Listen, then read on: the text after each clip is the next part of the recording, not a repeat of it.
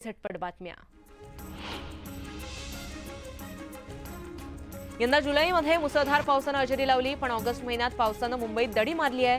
August महिना संपायला आला, 10 ते 12 दिवस उरलेले आहेत, मात्र तरीही पावसानं उसंत दिल्यानं मुंबईत तापमान चांगलंच वाढलंय। येत्या काळामध्ये पारा आणखी 5 ते 6 अंशांनी वाढण्याची शक्यता हवामान खात्यानं वर्तवली आहे। नागपूर जिल्ह्यात आतापर्यंत 65% पाऊस म्हणजेच 715.2 मिलीमीटर इतका पाऊस बरसलाय। शहराला पाणीपुरवठा करणाऱ्या धरणांमध्ये 90% पाणीसाठा असल्यानं नागपूरकरांची पाण्याची चिंता मिटली आहे।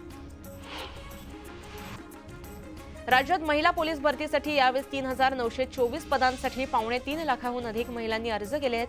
त्यापैकी 1 लाखांहून अधिक महिला उमेदवार उच्च शिक्षित आहेत। मुंबईला सर्वाधिक पसंती असून 1 लाखांहून अधिक महिलांनी मुंबई पोलीस दलातील भरतीसाठी अर्ज केले आहेत। राज्य पोलीस दलातील 17,471 पदांसाठी भरती प्रक्रिया सुरू आहे। त्यासाठी 16,88,785 अर्ज प्राप्त झाले आहेत। पावसानं उघडदीप दिल्यानं पुणे विभागातून फळभाज्यांची आवक वाढली आहे। भेंडी, गवार, काकडी, वांगी, शेवगा, वाल, घेवड्याच्या दरामध्ये घट झाली आहे, तर अन्य फळभाज्यांचे दर जे आहेत ते स्थिर आहेत। नवी मुंबईतील एपीएमसी बाजारामध्ये चणा डाळीचे दर गगनाला भिडले आहेत। 70 ते 80 रुपये किलोनं मिळणारी चणा डाळ ही आता 120 रुपये किलोनं मिळते। आवक घटल्यानं डाळींच्या दरावरही परिणाम झाला आहे। ऐन सणासुदीत साखरेच्या दरात 5 रुपयांची वाढ झाली आहे। मागील आठवड्यामध्ये 38 रुपयांनी विकली जाणारी साखर ही आता 43 रुपये किलोनं झाली आहे। त्यामुळे नागरिक नाराज असून राज्य सरकारनं ठोस पावलं उचलावीत, यावर योग्य तो तोडगा काढावा अशी मागणी व्यापारी करतायत।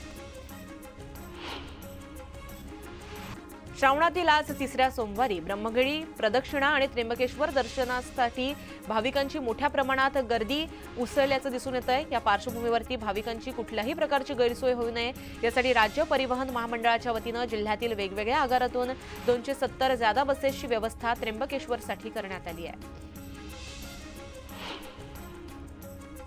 नवी मुंबईत भाजप महिला आघाडीच्या वतीनं कोपर खैरणे येथे लाडका देवाभाऊ कार्यक्रमाचं आयोजन करण्यात आलंय। या कार्यक्रमामध्ये आमदार गणेश नाईक, माजी आमदार संदीप नाईक आणि माजी खासदार संजीव नाईक उपस्थित होते। या कार्यक्रमात तब्बल 5000 महिलांनी उपस्थिती लावली आहे। जळगाव शहरातील सेवा भवनामध्ये सहकारी पतपेढीची वार्षिक सर्वसाधारण सभा पार पडली। या सभेमध्ये मात्र चांगलाच गोंधळ उडाला। एक व्यक्ती सभेत घुसून बेशिस्तपणे वागत असल्यानं त्याला उपस्थित शिक्षकांनी चांगला चोप दिला। या घटनेचा विरोधकांनी मात्र निषेध केला आहे। शिरसाळा ते बोदवड रस्ता खराब झाला असून रस्त्यात मोठमोठाले खड्डे पडले आहेत। यामुळे पायी चालणं देखील कठीण झालंय। तात्काळ रस्ता दुरुस्त करा, अन्यथा आंदोलनाचा पवित्रा घेतला जाईल असा इशारा ग्रामस्थांकडून देण्यात आला आहे। सागरी किनारा मार्ग डिसेंबरमध्ये पूर्णतः सुरू होऊ शकणार आहे। सागरी किनारा मार्गाचं अंतिम टोक वांद्रे-वरळी सागरी सेतूला जोडण्याचा टप्पा अद्याप बाकी असल्यानं हा प्रकल्प पूर्णपणे वाहतूक सेवेमध्ये दाखल होणार आहे। राज्यात महिला पोलीस भरतीसाठी यावेळी 3924 पदांसाठी 3.25 लाखांहून अधिक महिलांनी अर्ज दाखल केले आहेत।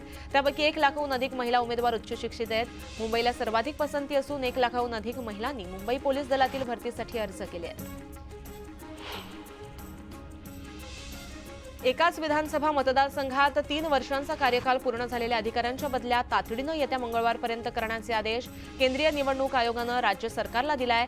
लोकसभा निवडणुकीपासून या अधिकाऱ्यांनाही निवडणूक आयोगानं बदल्यांचे नियम लागू केले आहेत।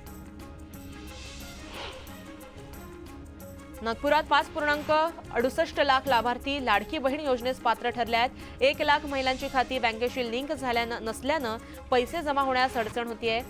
जिल्ह्यात 5,79,786 उमेदवार प्राप्त आहेत। महाराष्ट्र राज्य रस्ते विकास महामंडळाच्या विरार अलिबाग बहुउद्देशीय मार्गिकेच्या प्रत्यक्ष बांधकामाला येत्या काही महिन्यातच सुरुवात होण्याची शक्यता आहे। मौजे नवघर ते मौजे बळवली दरम्यानच्या 58.50 किलोमीटरच्या मार्गिकेवर 3 बोगदे उभारले जाणार असून एकूण 392 बांधकामं केली जातील अशी माहिती वरिष्ठ अधिकाऱ्यांनी दिली आहे। आपल्या शरीराच्या योग्य विकासामध्ये जीवनसत्व महत्त्वाची भूमिका बजावत असतात. मात्र ई जीवनसत्वाच्या कमतरतेमुळे कर्करोगासारखा गंभीर आजार होऊ शकतो असा दावा संशोधकांनी केलाय. जीवनसत्वांच्या कमतरतेमुळे शरीराची कार्यप्रणाली विस्कळीत होऊ लागते. जीवनसत्वांचे अनेक प्रकार आहेत. त्यापैकी एक म्हणजे व्हिटॅमिन ई, जे शक्तिशाली अँटीऑक्सिडंट आहे. ते आपल्या पेशींचं नुकसान होण्यापासून संरक्षण करतं. MMRDA अंधेरी पश्चिम ते मंडाळे मेट्रो 2 ब मार्गिकेअंतर्गत कुर्ल्यातील 11 फुटी गर्डरची उंची 20 फुटापर्यंत वाढवण्याची मागणी केली जाते. या गर्डरची उंची कमी असल्यानं मोठ्या वाहनांना येण्या जाण्यात अडचणी निर्माण होत आहेत. त्यातच गणेश मूर्तींचं आगमन सुरू झालंय. मोठ्या मूर्ती आणताना आता अडचणी येणार आहेत. आकर्षक गणेश मूर्तीसाठी प्रसिद्ध असलेल्या पेणमधून यंदा 26,000 गणेश मूर्ती परदेशात पाठवण्यात आल्यात. Thailand, Dubai, America, Australia, Mauritius, Indonesia, Canada आणि इंग्लंड इथं या मूर्ती पाठवण्यात आल्यात. संपूर्ण जगात पेणच्या गणेश मूर्तीची ख्याती आहे. त्यामुळेच देशोविदेशात गणेश मूर्तींना मोठ्या प्रमाणात मागणी आहे. यावर्षीही विघ्नहर्ता श्री गणेशाचा 7 समुद्रापार प्रवास हा सुरू झाला आहे. संपूर्ण देशाला हादरवून टाकणाऱ्या श्रद्धा वालकर हत्या प्रकरणाला 2 वर्ष पूर्ण होत असली अशा घटना रोखण्यासाठी तसंच देशभरातील तरुणींना मार्गदर्शन करण्यासाठी तिच्या वडिलांनी श्रद्धा वालकर चॅरिटेबल ट्रस्टची स्थापना केली आहे. राज्यातील बाल मृत्यूचे भीषण वास्तव आरोग्य विभागाच्या आकडेवारीतून पुढे आलंय. मागील 3 वर्षांमध्ये 43,296 बालकांचा मृत्यू झाल्याची धक्कादायक आकडेवारी पुढे आली आहे. जन्म होताना बालकांच्या अवयवांना पुरेशा प्रमाणात प्राणवायू न मिळणं, संसर्ग, श्वासनाची समस्या आणि जन्मजात व्यंग या प्रमुख कारणांमुळे बालमृत्यू होत असल्याचं दिसून आलंय. लोकसभा निवडणुकीनंतर आता विधानसभा निवडणुकीचे वेध लागले आहेत. या पार्श्वभूमीवर जिल्हा निवडणूक अधिकाऱ्यांनी मतदारसंघात सुट्टीच्या दिवशी विशेष मतदार नोंदणी मोहीम राबवली असून मतदार नोंदणीत वाढ झाली आहे. दरम्यान ठाण्यातील 18 विधानसभेच्या मतदारसंघाची अंतिम यादी 30 ऑगस्टला प्रसिद्ध करण्यात येणार असल्याची माहिती जिल्हा प्रशासनानं दिली आहे. नवी मुंबई आंतरराष्ट्रीय विमानतळाच्या 2 धावपट्ट्यांपैकी एक धावपट्टीची इन्स्ट्रुमेंटल लँडिंग सिस्टीमची चाचणी यशस्वी झाली आहे. त्यामुळे ही धावपट्टी एकदम ओके झाली आहे.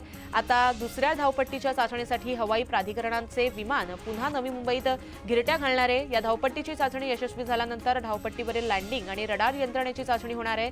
त्यानंतर व्यावसायिक विमानाच्या लँडिंगची चाचणी घेण्यात येणार आहे. जामनेर शहरातील सोनबर्डी टेकडीवरील सोमेश्वर महादेव मंदिर परिसरानं पावसाळ्यामध्ये हिरवा शालू पांघरला असून हा नयनरम्य परिसर भाविकांचं लक्ष वेधून घेतोय. जामनेर शहरातील हे सोमेश्वर मंदिर जिल्ह्यामध्ये प्रसिद्ध आहे. 4 ते 5 वर्षांपूर्वी हे मंदिर व परिसराचा जीर्णोद्धार झाला. भाविकांचं श्रद्धास्थान व प्रेक्षणीय स्थळ म्हणून हे ठिकाण परिचित आहे. सोमेश्वर महादेवाच्या दर्शनासाठी जळगाव, धुळे, नंदुरबार तसंच मराठवाडा परिसरातून भाविक येत असतात. श्रावणी सोमवारच्या महिन्यामध्ये आणि श्रावणी सोमवारच्या निमित्तानं भाविकांची मोठी गर्दी होत असते.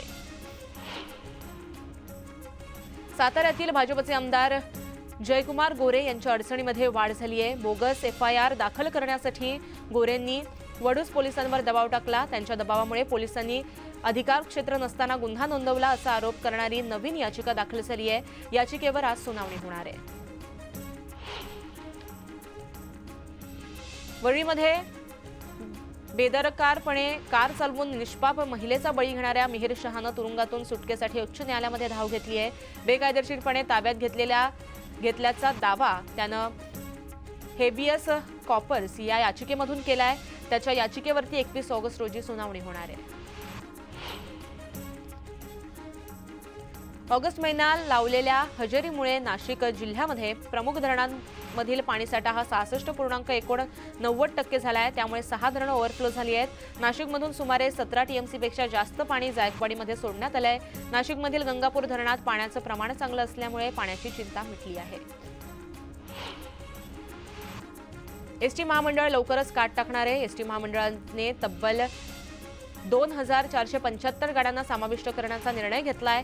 एसटीच्या ताफ्यात सध्या 15,000 गाड्यांचा ताफा असून एसटीच्या अनेक गाड्या नादुरुस्त असल्यानं प्रवाशांना चांगली सोय देण्यात अडचणी येत होत्या. नवीन बसचा समावेश ऑक्टोबर महिन्यापासून होण्याची शक्यता आहे. साताऱ्यात गेले अनेक दिवस लालपरीचा गोंधळ समोर येतोय। आता साताऱ्यातील प्रवाशांसाठी एसटी महामंडळानं नवीन ई बस सेवा सुरू केली आहे। सातारा जिल्ह्यामध्ये 5 ई बसेस गाड्या दाखल झाल्यात। या बसेस एसी असणार आहेत, त्यामुळे साताराकरांचा आता वातानुकूलित बसमधून आरामदायी प्रवास करण्याची संधी मिळणार आहे। पुणे शहराच्या विविध भागातील प्रवाशांना थेट मेट्रो स्थानकापर्यंत सहजपणे पोहोचणं शक्य होण्यासाठी नवीन उपाययोजना सुरू केली आहे। पुणे महानगर परिवहन महामंडळानं प्रवाशांच्या सोयीसाठी विविध मार्गांवर मेट्रो फीडर बस सेवा सुरू केली आहे। या सेवेमुळे प्रवाशांना सहजरित्या मेट्रो स्थानकापर्यंत जाणं शक्य होत असून ही सेवा प्रवाशांसाठी सोयीची ठरते। रक्षाबंधनाच्या निमित्तानं सकाळी 8 ते रात्री 8 या वेळेमध्ये पुणे स्टेशन येथील रिक्षा मित्र प्रीपेड बूथवरून प्रवास करणाऱ्या महिला प्रवाशांना 100 रुपयापर्यंतचा रिक्षा प्रवास मोफत दिला जाणार आहे। त्यापुढे भाडं झाल्यास एकूण भाड्यातून 100 रुपयापर्यंतची सूट देण्यात येणार आहे। या ठिकाणी शहरातील आतापर्यंत 800 रिक्षा पुणे स्टेशनवरील रिक्षा मित्र प्रीपेड बूथवर नोंदणी करण्यात आल्या आहेत। रक्षाबंधनाच्या पूर्वसंध्येला उपमुख्यमंत्री देवेंद्र फडणवीसांनी आपल्या लाडक्या बहिणीशी ऑनलाईन संवाद साधला। गोंदियात देखील 3000च्या वर महिलांनी या कार्यक्रमाच्या निमित्तानं मोठी गर्दी केली आहे। बांगलादेशामध्ये सत्तांतर होताना जो हिंसाचार झाला त्या हिंसाचारामध्ये बांगलादेशातील हिंदू आणि इतर अल्पसंख्याकांच्या घरांना लक्ष्य करण्यात आलं। दरम्यान याविरोधात मुस्लिम समाज सुधारणा चळवळीच्या वतीनं पुण्यात निषेध आंदोलन करण्यात आलं। पंढरपुरात 2 गटात तुफान हाणामारी झाली आहे। शिवसेना शिंदे गट आणि राष्ट्रवादी शरद पवार गटाच्या कार्यकर्त्यांमध्ये हाणामारी झाली। गावातील अतिक्रमणाच्या मुद्द्यावरून हाणामारी झाल्याचा प्राथमिक अंदाज आहे। दरम्यान उपजिल्हा रुग्णालयात जखमींवर उपचार सुरू आहेत।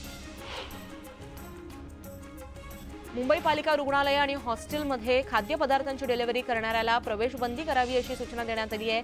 त्यामुळे डॉक्टरांसह कोणीही हॉस्पिटल आणि कॉलेजच्या आवाराबाहेरून खाणं ऑर्डर केल्यास ते मुख्य प्रवेशद्वारावर जाऊन घ्यावं लागणार आहे।